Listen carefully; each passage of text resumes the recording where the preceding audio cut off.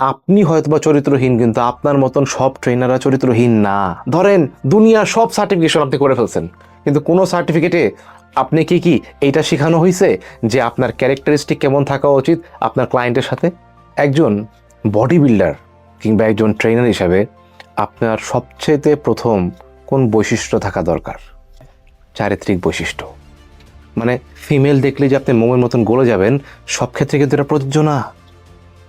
আপনি আপনার লাভ ওয়ান, আপনার ওয়াইফ, আপনার গার্লফ্রেন্ড, তার কাছে আপনি গলতে পারেন, কিন্তু আপনি যখন একটা ক্লায়েন্টের কাছে যাবেন, সেটা মেল হোক আর ফিমেল হোক, আপনাকে তাকে ট্রিট করতে হবে অ্যাজ এ হিউম্যান। আপনি মানুষ হিসেবে ট্রিট করেন, খারাপ অ্যাপ্রোচ করে এই যে আপনি করতেছেন। আপনি হয়তোবা চরিত্রহীন, কিন্তু আপনার মতন সব ট্রেনাররা চরিত্রহীন না, সব কোচরা চরিত্রহীন না। যদি আপনি চরিত্রহীন হয়ে থাকেন, তাহলে আপনি নিজেকে ট্রেনার অথবা কোচ দাবি করা বন্ধ করেন। কারণ আপনার মতন লোকের কারণে এই ফিটনেস ইন্ডাস্ট্রিতে আমাদের ট্রেনার কিংবা কোচদের বদনাম হচ্ছে। বাট সবাই কিন্তু খারাপ না। This is the right time যে আমাদের প্রফেশনটাকে আমাদের উপরে উঠাতে হবে। এখনও এই সমাজে অনেকে আছে যে অনেকের প্যারেন্টসরা তার ছেলে অ্যাজ এ ট্রেনার জব করে এটা বলতে লজ্জা পায়। একজন বাবা তার মেয়েকে একজন ট্রেনারের কাছে বিয়ে দেওয়ার জন্য 10 বার চিন্তা করে। কেন এই দিন থাকবে? As a trainer you can earn good money with your work ethic, with your characteristic.